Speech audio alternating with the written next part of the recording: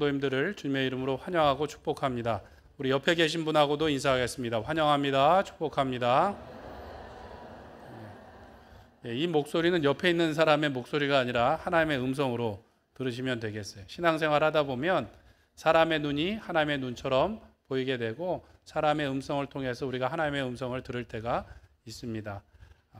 다른 사람들은 나를 그렇게 반겨주지 않을지라도 하나님께서는 오늘도 두 팔 벌려 우리를 안아주시고 우리를 새롭게 해주실 줄 믿습니다. 얼굴을 좀 피시라는 말을 제가 이렇게 어렵게 돌려서 하는 겁니다.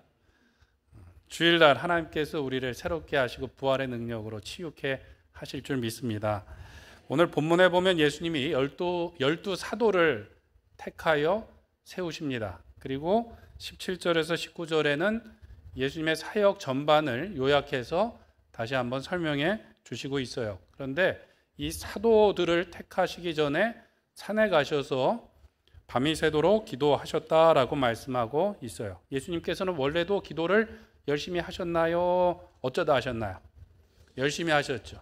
습관을 따라 하셨고 한적한 곳에 가셔서 하셨는데 오늘 보니까 더 특별한 장소에 가셔서 더 특별히 오래 기도하셨다라고 말씀하고 있습니다. 다른 복음서에서는 이 12제자를, 12사도를 택할 때 기도하셨다라는 말씀이 안 나오는데 누가 이 이야기를 쓰고 있다고요? 누가가. 누가 썼다고요? 누가가. 마태복음 10장 1절에 보면 예수께서 그 12제자를 부르사 더러운 귀신을 쫓아내며 모든 병과 모든 악한 것을 고치는 권능을 주시니라 고 말씀하고 있어요. 기도했다라는 이야기가 나오지 않고 사도들을 불러서 오늘 본문에도 나오는 이야기인데 귀신을 쫓아내며 병을 고치도록 권능을 주셨다라고 말씀하고 있어요. 그리고 이제 12명의 이름이 나오고 파송하는 장면이 마태복음에는 나옵니다. 마가복음에서는 뭐라고 말씀하시는가? 3장 13절에 보시면 또 산에 오르사 자기가 원하는 자들을 부르시니 나온지라 이에 12를 세우셨으니 이는 자기와 함께 있게 하시고 또 보내사 전도도 하며 귀신을 내쫓는 권능도 가지게 하려 하심이라고 말씀하고 이제 뒤에 12명의 이름이 나오고 그 다음에 그 중에 예수님을 팔았던 가룟 유다도 있더라고 말씀합니다. 예수님께서는 많은 제자들 중에서 특별히 12를 뽑아서 뭐라고 칭하신 거예요? 사도라고 부르셨어요. 사도는 무엇인가? 헬라어로 아포스톨로스라고 해서 보냄을 받은 자라는 뜻을 가지고 있습니다. 오늘 본문에 보면 많은 제자들이 나오죠. 많은 백성들이 나오죠. 그러니까 예수님을 따라다녔던 사람들은 그냥 무리예요. 무리, 백성들. 예수님께 배우고자 했던 사람들, 마테테스라는 말이 뭐냐면 제자들입니다. 그런데 그 제자들 가운데서도 특별히 보내기 위해서 세운 사람들이 누구예요? 사도들. 그리고 그 임무에 대해서 복음서에는 각각 말씀하고 있어요. 전도도 하게 하고 말씀을 전하게 하고 병자를 고치고 귀신을 쫓게 하셨다라고 말씀하고 있습니다. 제자들 중에서 이렇게 특별히 파송하기 위해서 12를 택하셨는데 누가 복음에는 그 일 전에 예수님께서 무엇을 하신 거예요? 기도를 특별하게 하셨다라고 기록하고 있어요. 그것도 구체적으로 산에 가셔서 밤이 새도록 기도하셨다라고 이야기하고 있습니다. 산이라는 것은 성경에서 계시의 장소를 말합니다. 예수님께서 평소에도 그냥 앉은 자리에서 기도하시고 뭐 생활하면서 기도하면 되지 우리는 쉽게 얘기하는데 기도 잘 안 돼요. 한적한 곳에 가셔서 기도하셨는데 특별히 오늘 이 본문 앞에서는 어디 가셨어요? 산에 가셔서 특별히 더 깊은 기도를 하기 위해서 산에 가셔서 기도를 하셨다는 거예요. 그것도 밤이 새도록 깨어 있었다. 밤이 새도록 깨어 있었다라는 이 단어는 신약 성경에 오직 여기 한 군데 쓰여 있습니다. 이 말을 잘 못 믿겠다고 생각하시는 분들은 갓비플 성경 앱에 보시면 10,000원이 안 되는 돈으로 성경 원어 사전을 사실 수가 있어요. 그러면 한글 성경에 보다가 궁금한 단어가 있으면 이렇게 꾹 누르시면 이렇게 원어에 대한 설명이 나옵니다. 그래서 그것을 확인해 보시면 되겠어요. 어쨌든 이 밤새도록 깨어 있다라는 단어가 이 성경에 여기만 나온다라는 거예요. 그러니까 특별히 예수님께서 기도하셨다라는 것이죠. 예수님께서 이렇게 기도에 힘쓰신 이유는 이제 파송할 12사도를 부르시기 위함이었을 것으로 우리가 볼 수 있는데 앞에 내용과 사실은 더 연결된다고 볼 수 있습니다. 예수님께서 이미 공생애를 시작하시고 복음을 전하시고 병자를 고치시고 하셨는데 문제가 생겼었어요. 이 바리새인들과 서기관들이 이거 이상한 사람인가 그러고 쫓아다니다 보니까 안식일에 병자를 고치더라는 거예요. 병자가 왔는데 병은 안 고치고 내 죄사함을 받았다고 말하는 거예요. 그래서 바리새인들과 이 서기관들이 예수님을 반대하며 위협하며 이제 예수님을 위협했는데 어떻게 됐는가? 6장 11절에 보면 예수님을 어떻게 제거할까 의논하기 시작했습니다. 쉬운 성경에 보면 어떻게 처리할까 서로 의논하더라. 처리한다는 게 뭐예요? 사람을 처리하는 게 뭐예요? 처단한다. 없애버리려고 이제 의논했다라는 것이죠. 지난주에 예수님께서 하신 기도가 예수님의 소문이 더 퍼져나갈 때, 예수님의 사역이 잘 되어갈 때 하신 기도라고 하면 오늘 본문의 기도는 어떤 기도입니까? 심각한 반대와 위협에 부딪혀서 그때 하신 기도라고 할 수 있겠어요. 오늘 밤에 기도하셨다라는, 밤이 새도록 기도하셨다라는 말씀이 나오는데 상징적으로 예수님께서 부딪히신 반대와 위협이 무엇을 상징합니까? 밤을 상징하고, 그래서 기도하시면서 기도를 끝까지 하셨더니 우리가 읽은 말씀 어디입니까? 13절에 보면 밝음에라고 말씀하고 있어요. 물론 시간이 지나서 해가 뜨고 밝았다라고 볼 수 있지만 어두운 마음을 가지고 기도하러 갔어요. 기도하다가 보니까 어떻게 됐어요? 밝아졌어요. 하나님의 뜻을 찾고 하신 일이 무엇인가? 12명의 사도를 택하여 세우셨다라는 것이죠. 여기서 더 중요한 표현이 하나 나오는데 예수님께서 하신 기도를 이 누가복음에서는 하나님의 기도다라고 표현하고 있어요. 하나님의 기도다. 12절을 원문 그대로 해석하면 이렇습니다. 그가 기도하러 산에 가셨다. 그리고 하나님의 기도 안에서 밤을 세우셨다라고 되어 있어요. 하나님의 기도 안에서 밤을 지새우셨다라는 표현이 원래 문자적인 표현입니다. 근데 하나님의 기도라는 것이 말이 좀 안 되지 않습니까? 하나님이 기도하신 게 아니라 예수님이 기도하셨으니까 영어 성경에서는 in pray to God, 하나님께 기도하는 가운데 밤을 세우셨다라고 이제 의역해서 표현하고 있어요. 그런데 아까 말씀드린 것처럼 밤을 세우셨다라는 표현도 여기에만 나오고 그 다음에 하나님의 기도라는 표현도 성경에 여기만 나오는 표현이에요. 시적인 표현이겠죠. 하나님의 기도 가운데 밤을 세우셨대요. 확실한 것은 예수님께서 기도를 하셨는데 자기의 뜻을 구하신 걸까요? 하나님의 뜻을 구하신 걸까요? 하나님의 뜻을 구하셨겠죠. 그러니까 하나님의 기도 안에서 밤을 세우셨다라고 말씀하고 있어요. 밤이 새도록 기도하셨어요. 보통 내 할 말만 이렇게 기도하면 기도가 길게 될까요? 짧을까요? 짧죠. 뭐 자녀들을 위해서 기도할 게 많은 것 같지만 기도하다 보면 금방 기도할 게 없어져요. 그러고선 기도할 게 없습니다 이러는데 예수님의 기도는 밤이 새도록 기도하셨어요. 왜요? 하나님의 뜻을 구하니까. 하나님의 뜻이 무엇인지 묻고 또 묻고 알 것 같아요. 말씀하셨는데 내가 그것을 감당하지 못할 것 같으니까 또 하나님께 지혜를 구하고 능력을 구하면서 밤이 새도록 기도하셨다라는 것이죠. 본문을 통해서 우리가 알 수 있는 것은 어려움을 만나셨을 때 예수님은 어떻게 기도하신 거예요? 더 특별히, 더 간절히, 더 길게 기도하셨다라고 말씀하고 있어요. 그 기도는 내 뜻과 생각과 방법 안에서 기도하신 것이 아니라 하나님의 기도 안에서 밤이 새도록 함께 하셨습니다. 하나님의 뜻을 찾을 때까지 기도하셨고 하나님의 뜻을 찾고 날이 밝으니까 하신 일이 뭐냐? 12명의 사람을 택하여 세우셨다라는 것이죠. 그들은 예수님과 함께 사역하고 또 나중에 보면 9장에 보면 예수님께서 그들을 둘씩 파송해서 예수님께서 오늘 본문 17절 19절에 하신 일을 그들에게 부탁하십니다. 10장에 가면 또 누구에게요? 70인의 제자들에게 그 일을 부탁하세요. 그러니까 사도들을 왜 택하셨어요? 보내기 위해서. 무엇을 위해서? 예수님이 오늘 17절에서 19절에서 하셨던 일을 하도록 그들을 택하여 부르셨다라는 것이죠. 그리고 사도행전에 가면 더 많은 제자들이 초대교회에 생겨나서 그 일을 계속 해나가게 됩니다. 무슨 일이요? 복음을 전하고 병자를 고치고 귀신을 쫓아내는 사역들을 해나가며 주님의 교회를 세워나가게 됐다라는 것이죠. 이제 그 일이 누구의 일인가? 오늘 교회로 부르신 우리의 일이 되어야 될 줄로 믿습니다. 주님께서 그 일을 위하여 우리를 부르셨어요. 그것은 일시키기 위해서 부르신 것이 아니라 우리에게 복 주시고자 그 귀한 사명을 우리에게 부탁하신 줄 믿습니다. 때문에 우리는 또 우리 교회는 무엇을 해야 되는가? 첫 번째로 기도함으로 사람을 세워 나가야 됩니다. 교회가 할 일 무엇이라고요? 기도함으로 사람을 세워 나가야 돼요.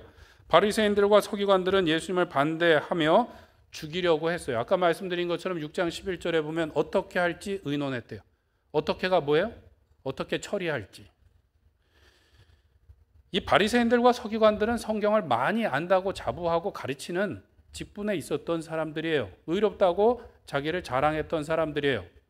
그런데 그들이 했던 일이 무엇인가? 예수님을 어떻게 하면 시험에 걸려서 넘어뜨릴까 하다가 안 되니까 어떻게 해요? 어떻게 처리해버릴까? 죽여버릴까 하는 것을 서로 의논했대요. 사람끼리. 사람은 누구나 자기가 옳다고 생각합니다. 그것을 깨기가 힘들어요. 그러면 바리새인들과 서기관들이 자기들이 옳다고 생각을 굳게 믿고 있어요. 그런데 가만 보니까 나는 하나님을 위해서 바르게 가고 있는데 예수라는 이상한 사람이 나타나서 이상한 일을 하고 있다고 생각하면 어떻게 해야 될까요? 하나님께 가서 기도하는 게 맞잖아요. 그런데 그렇게 하지 않고 사람들과 처리할 것을 의논했다. 이게 하나님의 일입니까? 사람의 일입니까? 사람의 일이죠. 하나님이 우리를 어떻게 처리할까? 뭐 이렇게 하십니까? 그렇지 않죠. 어떻게 하면 이 자격 없고 맨날 죄 짓는 우리를 구원하실까? 하시는 게 하나님의 일이고 예수님께서도 기도함으로 사람을 세우셨다라는 것이죠. 특별히 예수님께서는 사명에 대한 반대와 어려움을 만나셨을 때 오늘 보니까 특별히 더 기도하셨어요. 그리고 기도하며 밤을 새우시고 12의 사도를 택하여 세우셨습니다. 우리가 기도하지 않는 이유는 교만하기 때문이에요. 내가 하나님보다 더 잘 알고 있다고 하니까 하나님께 물을 필요가 없는 거죠. 또 내가 할 수 있다고 생각하니까 하나님께 도움을 구할 필요도 없는 거예요. 어떻게 하면 할 수 있어요? 시간과 물질과 능력이 조금만 더 있으면 내가 다 잘 할 것 같으니까 기도하지 않는 거죠. 기도한다고 해도 그냥 물질을 좀 더 주시면 제가 알아서 할 수 있어요. 이렇게 기도를 하게 되는 것입니다. 그러나 예수님께서는 하나님께 기도하셨고 내가 아니라 하나님께서 주신 사람들을 세워나가셨어요. 인간적으로 보면 이 12명의 사도를 세운 것은 성공적이었다고 봐야 될까요? 조금 어렵다고 봐야 될까요? 예수님의 제자들, 이 12사도들의 출신들을 보면 그렇게 자랑할 만하지는 못해요. 최소한 4명은 직업이 무엇이었습니까? 어부 출신이었어요. 어부들은 공부를 많이 한 사람일까요? 아닐까요? 많이 안 한 사람이에요. 그것을 증거하는 게 사도행전에 보면 베드로가 성전 앞에서 막 설교를 하는데 사람들이 보고 뭐라 그래요? 저가 배움이 없는 범인인 줄 알았는데 갈릴리 무식쟁이인 줄 알았는데 설교를 너무 잘하더라는 거예요. 어부들은 그런 사람들이었어요. 그리고 제자들 중에 직업을 다 알 수 없지만 한 명 더 직업이 확실한 사람이 있는데 마태는 뭐예요? 세리. 세리는 어떤 사람인가? 매국노며 탐욕스러운 사람이라고 사람들에게 경멸당하던 사람이에요. 예수님의 제자들의 출신들이 그렇게 좋지 못했어요. 베드로가 제자들 중에 앞장선다고 늘 이렇게 열심을 내긴 했지만 늘 좌충우돌하는 모습이 마태복음에 많이 나옵니다. 그리고 결정적으로 예수님이 잡혀가실 때 제자들이 어떻게 했어요? 다 예수님을 버리고 도망했죠. 그 중에서 베드로는 예수님의 경고에도 불구하고 3번이나 예수님을 부인하고 저주하게 되었습니다. 또 그 중에서 또 한 명은 뭐예요? 유다는 예수님을 은 30에 팔아 넘기기까지 했습니다. 이렇게 보이는 부분들만 보면 그렇게 열심히 기도하고 제자들을 세우신 결과가 성공적이라고 말하기가 쉽지 않다는 것이죠. 인간적으로 봐서는 성공이라고 말할 수가 없어요. 우리가 이제 성경의 내용을 다 아니까 그렇게 예수님께서 딱 맞는 사람을 세웠다라고 말할 수 있지만 인간적으로 보기에는 그렇게 좋다고 말할 수 없습니다. 제가 사역을 하다가 사람들 때문에 마음이 아프거나 어려운 일이 있을 수 있지 않습니까? 그랬더니 선배 목사님이 그런 얘기를 하시더라고요. 예수님도 실패했다라는 것을 기억하라고. 12명 택했는데 다 버리고 도망갔고 한 명은 예수님을 팔았다라는 것을 기억하라는 거죠. 예수님의 제자들만 그런 것이 아니라 다 우리가 그런 사람인 것을 기억해야 되겠습니다. 예수님께서 그러면 사람을 잘못 택하신 걸까요? 그렇지 않습니다. 예수님은 하나님의 기도 안에서 밤을 새우셨고 하나님의 뜻을 구하셨고 하나님께서 주신 사람들을 그냥 받은 거예요. 하나님께서 주신 사람들을 세운 거예요. 그래서 요한복음에 보면 이런 단어가 많이 나옵니다. 무슨 말인가 하면 세상 중에 내게 주신 사람들이라고 예수님이 기도할 때 많이 얘기하세요. 요한복음 17장 6절에 보면 이렇게 말씀합니다. 세상 중에서 내게 주신 사람들에게 내가 아버지의 이름을 나타내었나이다. 그들은 아버지의 것이었는데 내게 주셨으며 그들은 아버지의 말씀을 지키었나이다. 12사도는 누가 주신 거예요? 하나님께서 주셨고 하나님께서 저에게 주신 사람들 제가 잘 가르치고 돌봤습니다 라고 예수님이 말씀하시는 장면이 많이 나옵니다. 예수님께서는 베드로가 시험에 들어 넘어질 것을 아셨지만 시험에 들어 깨어지지 않도록 그를 위해서 간절히 기도하셨다라고 말씀하시고 요한복음 13장에 보면 십자가를 앞두고 최후의 만찬 자리에서 예수님께서 그 사람들을 사랑하시는데 어떻게 사랑하셨다고요? 끝까지 사랑하시니라. 근데 그 중에 누가 있었다고 꼭 집어서 얘기를 하는가? 가룟 유다도 그 가운데 있었다고 말씀하고 있습니다. 예수님께서는 기도하며 하나님께서 주신 사람들을 세워서 하나님의 일을 부탁하시며 그리고 어떻게 해요? 교회를 세워 나가셨다라는 것이죠. 9장에 가면 그들을 파송하게 되고 10장에 가면 70명의 제자들을 더 파송하게 되고 그들을 통하여 초대교회의 기초를 닦아서 교회가 그 일을 하도록 했다는 거예요. 이 제자들도 그 예수님의 모습을 잘 본받았던 것 같아요. 그래서 설교하는 법을 좀 알려주세요. 병자를 고치는 법을 알려주세요. 라고 물은 적은 없어요. 성경에 보면. 뭘 알려달라고 요청한 적이 있어요? 기도하는 법을 알려주세요. 그래서 그들이 주기도문을 배웠죠. 물론 예수님과 함께 있는 동안에 예수님께서 나와 함께 깨어 기도하자라고 말씀하실 때 사실 기도에 성공적이지는 못했습니다.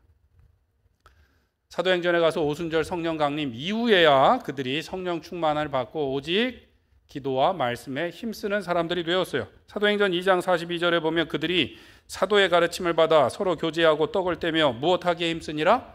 기도하기에 힘쓰니라. 기도하기에 힘쓰니라. 초대교회가 기도하는 가운데 성령 충만을 받고 시작되었고 성령 충만을 받고 교회가 부흥할 때 무엇에 힘썼다고요? 기도에 힘쓰니라. 기도에 힘쓰니라. 왜 기도에 힘썼을까요? 능력은 오직 예수 그리스도에 있기 때문에 예수님의 이름으로 기도하고 구하게 된 것이죠. 그들이 문제를 만나게 되어 교회가 부흥하다가 구제의 문제로 불평하며 원망하는 일이 생겼을 때에도 그 문제를 어떻게 해결하는가? 사람을 세우죠. 기도하고 사람을 세워요. 누구요? 7 집사를 세워요. 그랬더니 사도들이 기도와 말씀에 오직 힘쓰게 되었다라는 것이죠. 그랬더니 기쁨이 충만하고 교회가 더욱더 흥왕케 되었다라고 말씀합니다. 교회가 왜 기도해야 되는가? 예수님께서 성전을 정결케 하실 때 내 아버지 집은 무엇하는 집이라고 일컬음을 받을 것이라고 말씀하셨어요? 만민이 기도하는 집으로 일컬을 것이다 라고 말씀하셨다라는 것이죠. 솔로몬이 성전을 멋있게 짓고 나서 하나님 앞에 봉헌 기도를 하는데 하나님 제가 얼마나 수고했는지 아시죠? 복 주세요라고 기도하지 않았어요. 그 긴 기도 가운데 보면 계속 반복되는 내용이 무엇인가? 하나님, 이전에서 이 백성들이 기도할 때 그 기도에 응답해 주세요. 이 백성들이 분명히 언젠가 잘못해서 이방 나라에 쫓겨갈 건데 하나님 이 성전을 바라보고 기도하면 그 기도에 응답해 주세요. 그게 성전을 짓고 나서 솔로몬이 드린 기도의 내용이에요. 하나님의 성전은 뭐라고요? 만민이 기도하는 집이다.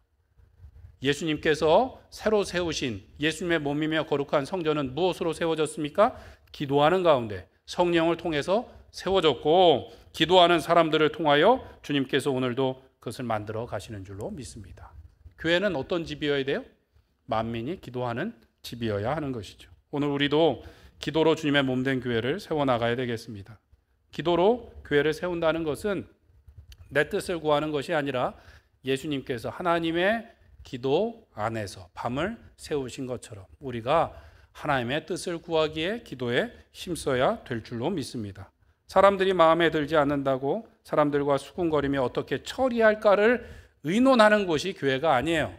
마음에 안 든다고 토론하고 회의하고 어떻게 처리할까를 이야기하는 것이 교회가 아니라 어떻게 해야 된다고요? 하나님의 뜻을 구하기 위해 기도하는 것이 교회다라는 것입니다. 그래서 사람들을 세워가는 거야. 중보하며 사람들을 세워가고 사람들을 세워서 주님의 교회가 더욱더 흥왕케 돼야 된다라는 것이죠. 우리는 문제를 만나면 기도할 생각을 하지 않고 무엇이 없기 때문이라고 불평합니다. 그런데 없으면 하나님께 달라고 기도해야죠. 그렇게 하지 않고 싸우기 마련이고, 사람들의 반대와 어려움을 만나면 오늘 예수님처럼 무엇 해야 돼요? 기도해야 되는데 그냥 누구 때문이라고 핑계하고 포기하는 것이 더 쉬우니까 그렇게 하는 것입니다. 권위가 깨어진 이 시대 가운데는 교회나 당회나 지도자에 대해서 핑계하고 함부로 말하는 경우도 너무 많아졌다라는 것이죠. 교회는 용서받은 죄인들의 모임입니다. 우리는 여전히 성화되어가는 과정 가운데 있어요. 공사 중인 사람들이에요. 그렇죠? 완성된 사람이 아니고 공사 중인 사람들이고, 죄인들 중에 그래도 괜찮은 사람이라서 뽑아서 우리가 여기 있는 것이 아니라 알 수 없는 하나님의 은혜로 우리가 이 자리에 선 줄로 믿습니다. 우리는 내가 선택해서 왔다고 착각하는 경우가 있어요. 내가 선택했어요? 아니요. 하나님의 전적인 은혜로 우리가 이 자리에 왔는 줄로 믿습니다. 내가 선택했다고 착각하니까 어떻게 해요? 마음에 안 들면 바꿔달라 그러고 내가 바꾸기도 하고 옮기기도 하고 하는 일들이 있는 거예요. 그런데 예수님께서는 하나님께 주신 사람들을 기도로 받아서 그들을 위하여 기도하고 끝까지 사랑하셨다라는 것을 우리는 기억해야 되겠습니다. 교회도 마찬가지예요. 가정도 마찬가지입니다. 내가 선택한 것이 아니라 하나님께서 우리에게 주셨어요. 가장 좋은 사람들을 만나게 해 주셨어요. 저에게 이제 결혼한다고 인사하러 오는 젊은 이제 결혼 예정자들에게 그렇게 얘기합니다. 요새는 주례를 안 해갖고 그때 이제 설교를 해요. 두 사람이 눈에 콩깍지가 씌어서 만난 것 같지만, 두 사람이 선택한 것 같지만 하나님께서 만나게 하셨습니다. 두 사람이 지금은 두 사람의 사랑으로 사랑할 것 같지만 결코 그럴 수 없습니다. 하나님의 사랑으로만 사랑할 수 있는데 하나님이 여러분들을 좋게 하시기 위해서 만나게 하셨다라는 것을 기억하고 기도하시기 바랍니다라고 이야기합니다. 두 사람이 죽고 못 산다고 결혼해놓고서 나중에 문제가 있으면 뭐라 그래요? 이 사람 때문에 내 인생이 망했다고 이야기하는 경우가 있어요. 교회도 마찬가지예요. 교회도 누구 때문에 이렇게 망했다고, 누구 때문에 어렵다고 이야기하는 경우가 있죠. 그리고 목장을 바꿔달라고, 목원을 다른 데로 옮겨달라고, 부서나 교구의 담당자를 좀 바꿔달라고 이야기하는 경우가 있어요. 바꾸면 내 마음에 맞는 사람이 그렇게 많을까요? 딱 한 사람 결혼했는데도 나랑 잘 안 맞잖아요. 그렇잖아요. 얼마나 많이 바꾸면 딱 맞겠어요? 예수님께서 만약에 그런 마음이셨다면 우리가, 저와 여러분들이 이 자리에 있을 수 있을까요? 내 마음에 딱 맞아갖고 예수님이 우리를 여기 부르신 거예요? 아니요.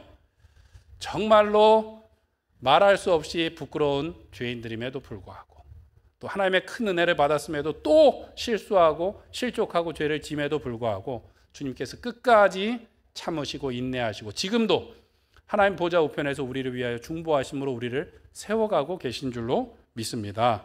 사람 때문에 불평하고 바꿔달라고 하기보다, 시험 들었다고 하기보다 더 기도함으로 하나님의 사람들을 세워나가시고 하나님의 교회를 세워나갈 수 있는 우리 기도의 일꾼들 되시길 간절히 축원드립니다. 두 번째로, 우리는 또 교회는 기도로 치유해 나가야 되겠습니다. 고치는 사역을 해야 돼요. 오늘 보면 예수님께서 다 낫게 하셨다라고 말씀하고 있지 않습니까? 귀신을 쫓아내셨다. 그것은 12사도에게 부탁하셨고 70인에게 부탁하셨고 교회에 부탁하신 일입니다. 교회는 사람을 넘어뜨리는 곳이 아니라 세우는 곳이고, 사람을 죽이는 곳이 아니라 어떻게 하는 곳이에요? 살리는 곳이에요. 이 다 너무 단순한 건데 우리가 반대로 한다는 거예요. 왜요? 내가 주인이라고 생각하기 때문에, 내가 다 안다고 생각하기 때문에, 기도하지 않기 때문에 그렇게 되는 것입니다. 하나님께서는 일할 사람이 없어서 우리를 부르신 것이 아니라 우리에게 복 주시고자 부르셨어요. 예수님이 혼자 하실 수 있는 일을 사도들에게 나눠주셨고, 오늘 우리에게도 그 권능을 주셨고, 권능을 주셔서 착한 일을 하게 하신 이유는 뭐예요? 주님 다시 오실 그날에 우리가 상 받을 수 있도록 우리에게 능력도 주시고 일할 것도 주시고 일할 교회도 주시고 섬길 사람도 주셨다라는 거예요. 무거운 짐처럼 여길 것이 아니라 복 주시기 위해서 우리를 교회로 부르시고 우리에게 사람들을 허락하신 줄로 믿습니다. 예수님께서 사도들과 함께 하신 사역은 복음을 전파하시고 귀신을 쫓아내며 병든 자를 회복해 하는 것이었어요. 말씀드린 것처럼 9장에 가면 12사도를 파송하시고 10장에서는 70인을 파송하시면서 그 일을 하게끔 하세요. 뭐요? 천국 복음을 전파하시고 하나님 나라가 가까웠다라고 회개하라고 말씀을 전하게 하시고 귀신 들린 사람에게 귀신을 쫓아내고 악한 사탄의 권세를 무찌르게 하시고 그 다음에 어떻게 해요? 육신의 연약함, 질병을 고치게 해주셨다라는 거예요. 이것은 예나 지금이나 변함이 없어요. 물론 우리가 이 땅에서는 한번 죽게 될 것이지만 하나님은 이 땅에서도 우리를 고치실 뿐만 아니라 부활의 능력으로 우리를 하나님 나라로 이끄시는 하나님이신 줄 믿습니다. 그것을 믿게 하시기 위해서 그리고 이미 승리하셨기 때문에 우리의 기도 가운데 사단의 권세를 무찌를 수 있도록 우리에게 할 수 있도록 해주셨고 우리에게 기도하는 가운데 병 고침의 능력이 드러나게 하시는 줄 믿습니다. 오순절 성령 강림 후에 베드로와 요한이 기도하기에 힘썼을까요? 안 썼을까요? 썼죠. 아까 초대교회가 뭐에 힘썼어요? 기도하기에 힘썼어요. 베드로와 요한은 사도행전에 보니까 시간에 맞춰서 성전에 기도하러 올라갔대요. 시간에 맞춰서 성전에 가서 기도했어요. 근데 그날따라 보니까 성전 미문에 사람들이 갖다 앉혀놓은 누가 있었어요? 나면서부터 안진뱅이 된 사람이 있었어요. 이전 같았으면 예수님의 제자들이 뭐라고 서로 이야기했을까요? 이 사람이 이렇게 태어난 것은 이 사람의 죄 때문입니까? 아니면 그의 부모의 죄 때문입니까? 라고 전에는 그렇게 이야기했는데 베드로와 요한이 그 사람을 주목하여 보았다라는 거예요. 그 사람은 뭔가 얻을 게 있을까 하고 이 제자들을 본 것이죠.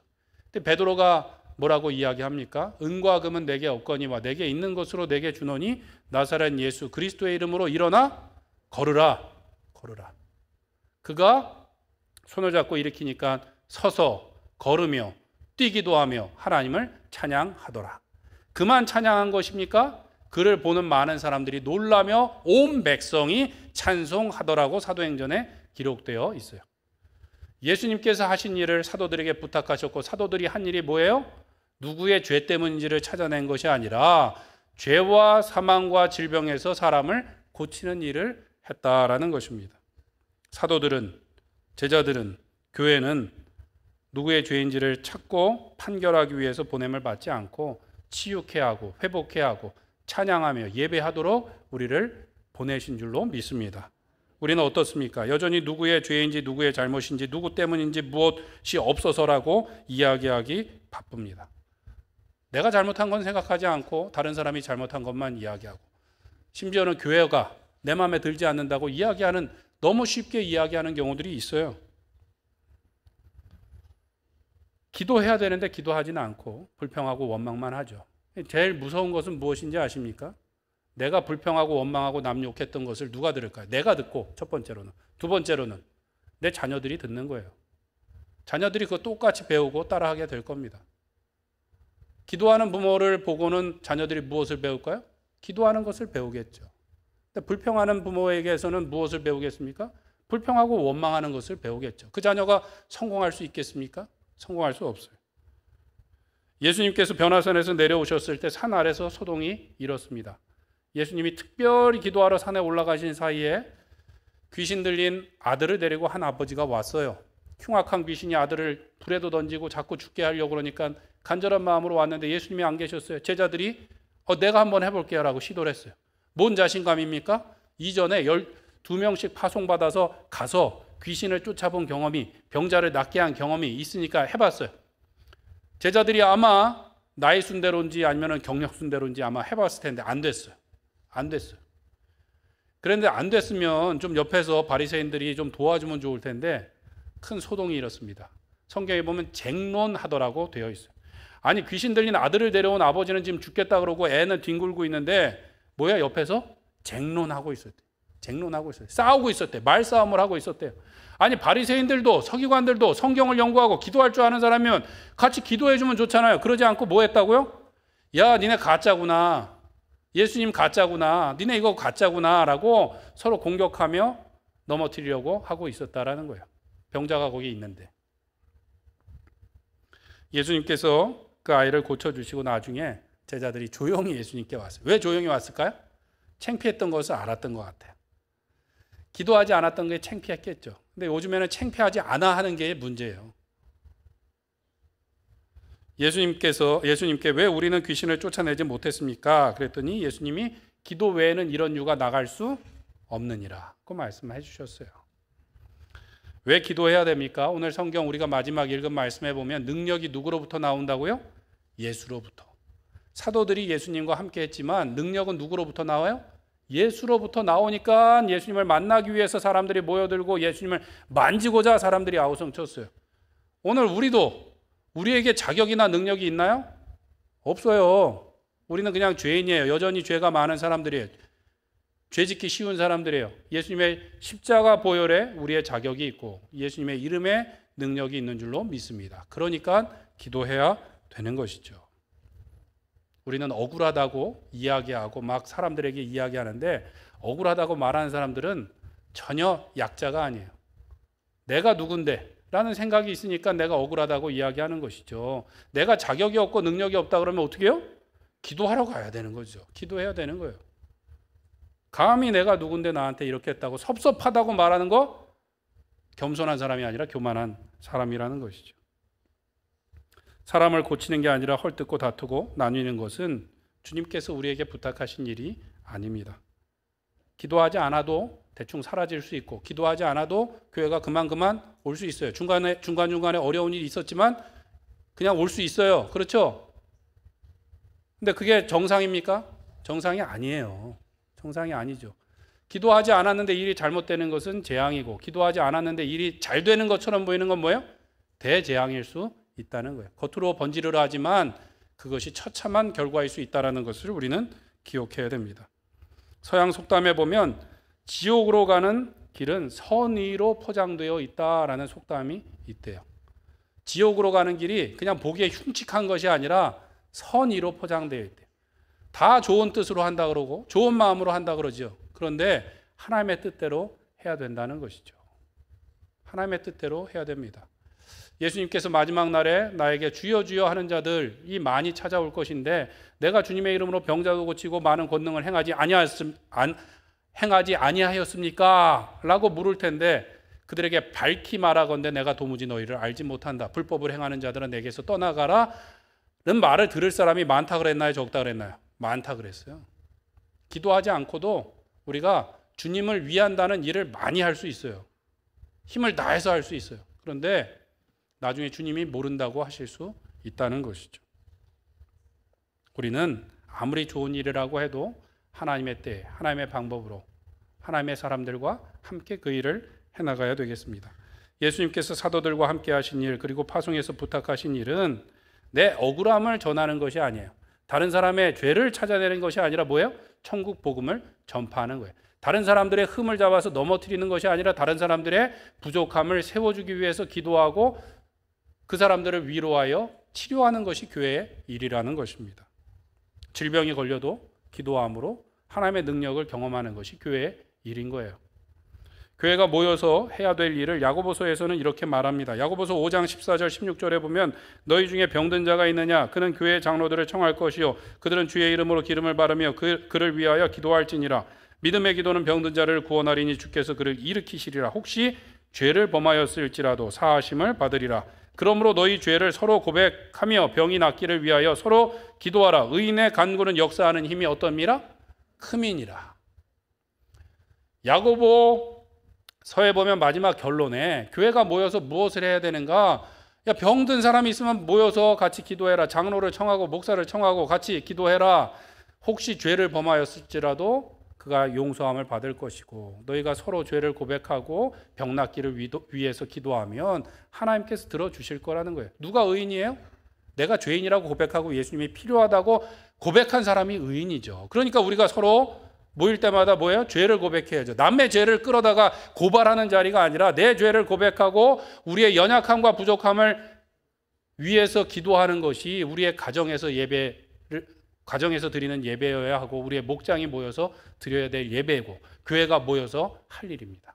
누구 때문에 무엇 때문에라고 하는 것이 아니라 내 죄를 고백하고 우리의 연약함 부족함을 내어놓고 기도함으로 하나님의 치유하심을 경험해야 담대한 믿음으로 우리가 살아가게 될 줄로 믿습니다. 교회의 주인은 하나님이시고 교회의 머리는 예수님이에요. 우리가 아닙니다. 우리가 주인이 아니에요. 능력도 내게 있습니까? 주님께 있습니까? 주님께 있죠. 그러니까 하나님의 뜻을 물기 위해서 계속 기도해야 되고 예수님의 이름을 놓고 우리가 기도함으로 우리의 연약함과 부족함이 해결되는 경험을 오늘 이 땅에서도 하고 하나님 나라 가서 우리가 그것을 누려야 될 줄로 믿습니다. 예수님께서는 우리의 죄와 사망의 문제를 치료하시기 위해서 외과 의사처럼 그냥 그 암덩이를 이렇게 잘라내지 않으셨어요. 아니 그렇게 못하셨어요. 왜 그러냐 하면 죄라는 것이, 사망이라는 것이 어떤 한 부위에만 있는 것이 아니라 우리의 뼈와 살과 피에 다 전이가 되어 있으니까 그것을 떼어나고 나면 어떻게 해요? 환자가 죽어버리는 거예요. 환자가 남아나질 않아요. 그래서 예수님의 방법은 무엇입니까? 우리 가운데 예수님께서 친히 오사 예수님의 보혈로 우리를 씻겨주시고 예수님의 부활의 능력으로 우리를 새롭게 하셨어요. 그것이 예수님의 일이었고 오늘 우리가 해야 될 일인 줄 믿습니다. 마치 내가 판사인 것처럼 다른 사람의 죄를 찾아내고 내가 마치 의사인 것처럼 다른 사람의 암을 잘라낸다고 할 것이 아니라 우리가 함께 기도함으로 치유의 능력, 구원의 능력을 경험하시는 우리 성도님들이 되시길 간절히 축원합니다.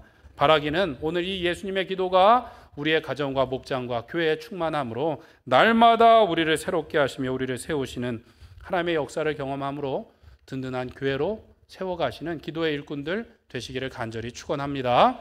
우리 기도하시겠습니다. 기도하실 때 하나님 예수님의 기도를 본받게 하여 주시사 사람을 살리는 기도를 하게 하여 주시옵고 사람을 세워나가는 우리 교회와 우리가 되게 하여 주시옵소서. 기도로 흥왕케 되는 우리 로뎀 교회가 되게 하여 주시옵고 기도에 성공하는 우리의 가정 교회가 되게 하여 주시옵소서. 우리 주여 한번 부르짖고 기도하겠습니다. 주여.